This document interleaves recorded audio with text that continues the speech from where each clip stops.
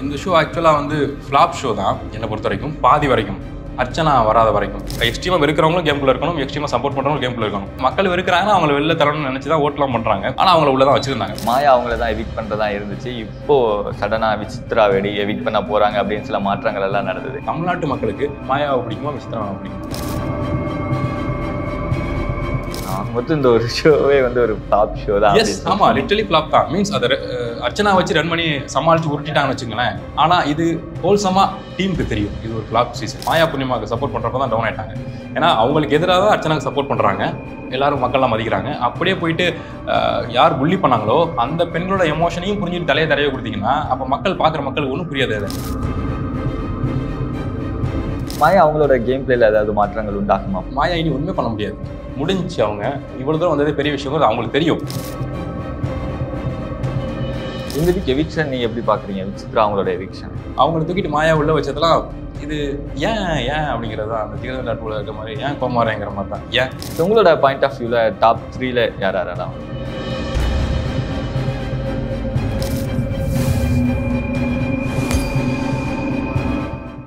So இப்போது இன்னும் ட்ரெண்டிங்காக போயிட்டு இருக்கிறது இந்த பிக் பாஸ் அப்படின்ற ஒரு ஷோ ஃபைனல்ஸை நோக்கி போயிட்டு இருக்கு. ஸோ இந்த ஷோ எப்படி போயிட்டு இருக்கு இப்போ வரைக்கும்? ஸோ நீங்கள் பார்த்தீங்களா? ஸோ பூர்ணிமா அவங்க வேற இந்த மணி பாக்ஸ் எல்லாம் தூக்கிட்டு போயிருக்காங்க. அதாங்க, இந்த ஷோ ஆக்சுவலாக வந்து ஃப்ளாப் ஷோ தான் என்னை பொறுத்த வரைக்கும், பாதி வரைக்கும். அர்ச்சனா வராத வரைக்கும். ஸோ அவங்க வந்ததுக்கு அப்புறம் தான் சண்டை போட்டு ஹிட் ஆகி இப்போ இழுத்து கொண்டு வந்துட்டாங்க. ஸோ சண்டை போடுறதுக்கு காரணம் யார்? மாயா, பூர்ணிமா, அந்த புள்ளிக்காங்க. அதை அப்படியே உள்ளே வச்சு அந்த கேரக்டரை வச்சு ப்ளே பண்ணி, ஏன்னா மக்கள் வெறுக்கிறாங்கல்ல. ஸோ எக்ஸ்ட்ரீமாக வெறுக்கிறவங்களும் கேம்குள்ளே இருக்கணும், எக்ஸ்ட்ரீமாக சப்போர்ட் பண்ணுறவங்களும் கேம்குள்ளே இருக்கணும். மதர் மிச்சரை தான் தள்ளிவிடுவாங்க. ஏன்னா மக்கள் வெறுக்கிறாங்கன்னா அவங்களை வெளில தரணும்னு நினச்சி தான் ஓட்டெலாம் பண்ணுறாங்க. மீன்ஸ் அந்த பூர்ணிமா அவங்களெல்லாம். ஆனால் அவங்கள உள்ளே தான் வச்சுருந்தாங்க, இப்போ வரையும் வச்சுருக்காங்க. இப்போ தானே காசு எடுத்து வெளில வந்தாங்க. ஸோ அதுதான் அந்த நெகட்டிவிட்டியை பேஸாக வச்சு இந்த ஷோ வந்து இந்த சீசனை டெவலப் பண்ணி கொண்டு வந்துட்டாங்க. எனக்கு பெருசாக இந்த சீசன் இன்ட்ரெஸ்ட் இல்லை. நான் பேசி தான் இருந்தேன் ஒரு லெவலுக்கு மேலே. இது பியூர் பிஸ்னஸ் ஓகே தான், எல்லாமே பிஸ்னஸ் தான் வச்சுங்களேன். ஆனால் அதை தாண்டி மக்கள் மனசாட்சிக்கு எதிராக நம்ம ஓட் பண்ணுறோம், நம்பி தான் ஓட் பண்ணுறோம். டேட்டா போட்டு டயத்தை வச்சு சார்ஜ் போட்டு ஓட் பண்ணுறோம். அதுக்கு நான் ரெஸ்பான்ஸ் அங்கே இல்லை. நம்ம ஓட் பண்ண நபர்கள் அங்கே உள்ளே இருக்காங்க, எலிமினேட் பண்ண நபர்கள் உள்ளே இருக்காங்க அப்படின்னா எதுக்கு பார்க்கணும்? அதுதான். ஏன்னா இந்த வீக் எவிக்ஷன் கூட மாயா அவங்கள தான் எவிக்ட் பண்ணுறதா இருந்துச்சு. இப்போது சடனாக விசித்ரா வெடி எவிக்ட் பண்ண போகிறாங்க அப்படின்னு சில மாற்றங்கள் எல்லாம் நடந்தது. அதை பற்றியெல்லாம் உங்களுக்கு சிம்பிளுங்க, சிம்பிள்.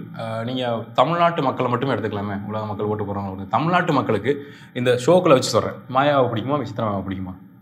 விசித்ராவை தானே பிடிக்கும், அவங்க தானே உள்ளே இருப்பாங்க, அவங்க அப்படி தானே ஓட் பண்ணியிருப்பாங்க. ஆனால் அவங்க வெளில போகிறாங்கன்னா தப்பாக இருக்குல்ல. தப்பாக இருக்கிறதுக்கு மக்கள் சப்போர்ட் பண்ண மாட்டாங்க. தப்பு. மொத்தம் இந்த ஒரு ஷோவே வந்து ஒரு ஃப்ளாப் ஷோ தான்.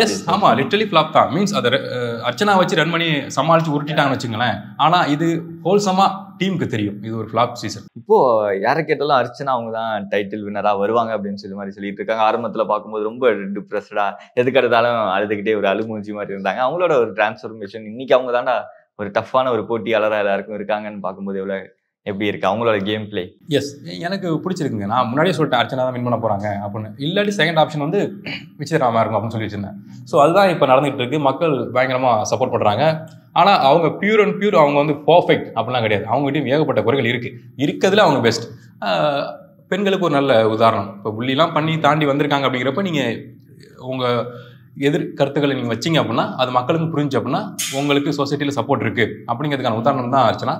வாழ்க வளமுடன். ஸோ விசித்ரா மேம், ஸோ ஒரு டஃப்பான ஒரு போட்டியாளராக இவ்வளோ நாட்கள் வந்து இருந்தாங்க இல்லையா? ஸோ அவங்களோட கேம் எப்படி இருந்துச்சு, எப்படிலாம் விளையாண்டாங்கன்னு எல்லாரும் சொல்கிறாங்க. ஒரு எல்டர்லி பர்சன் வந்து இந்த பிக் பாஸ் வீட்டுக்குள்ளே இவ்வளோ நாள் இருந்தது விசித்ரா மேம் மட்டும் தான். இதுக்கு முன்னாடி யாருமே இருந்ததில்லை அவ்வளோ ஒரு ஸ்ட்ராங்கான ஒரு போட்டியாளர் அப்படின்னு. ஸோ அவங்களோட கேரக்டர் எனக்கு ரொம்ப பிடிச்சிருந்துச்சுங்க.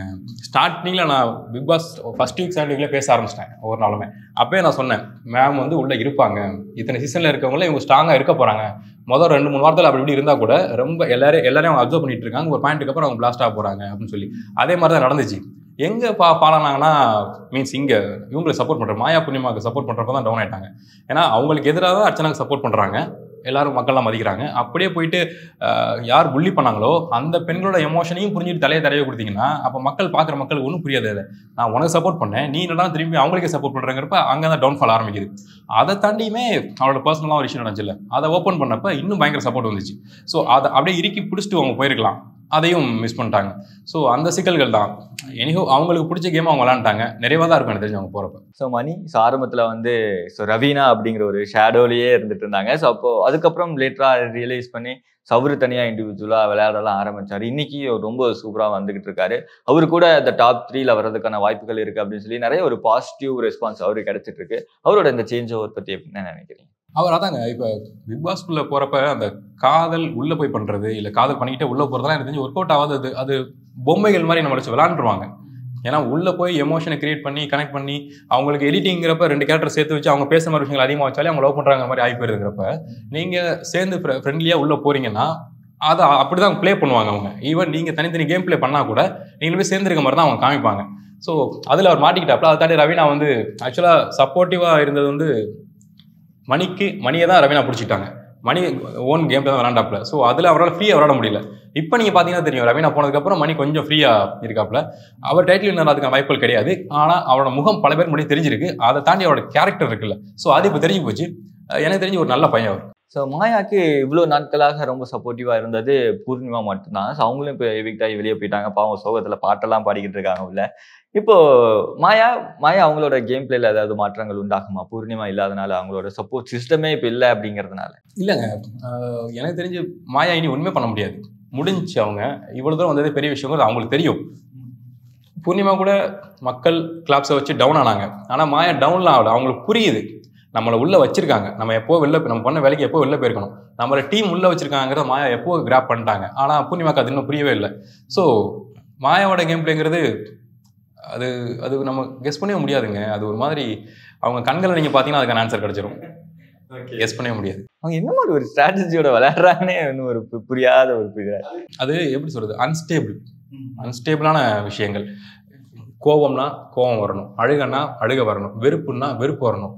அடுத்த 1 ஹவர்ல அது மாறுதுன்னா அதை நம்ம எப்படி சொல்றது, அன்ஸ்டேபிள். அது என்னால சொல்ல முடியாது பக்குவமான வார்த்தை அன்ஸ்டேபிள், அவ்வளவுதான். ஸோ அதை நம்ம அதுக்கு மேலே நம்ம அதுக்குள்ள போக முடியாது, அன்ஸ்டேபிள். ஸோ இன்னும் தினேஷ் பிரதர் ரொம்ப ஒரு ஸ்ட்ராங்கான ஒரு போட்டியாளராக இருந்தாரு. ஸோ வர ரொம்ப டவுன் ஆயிட்டாரு. இருக்கிற இடமே தெரியாத மாதிரி இப்போ அவரும் மாறிட்டாருன்னு நினைக்கிறேன்.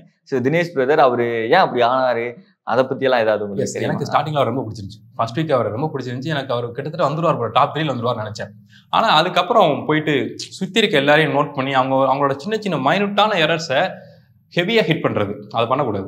தப்பு இருக்குன்னா இந்த மாதிரி இருக்குங்க எனக்கு அது தெரியும்னு சொல்லி அவங்களே போய் சொல்லிடலாம்.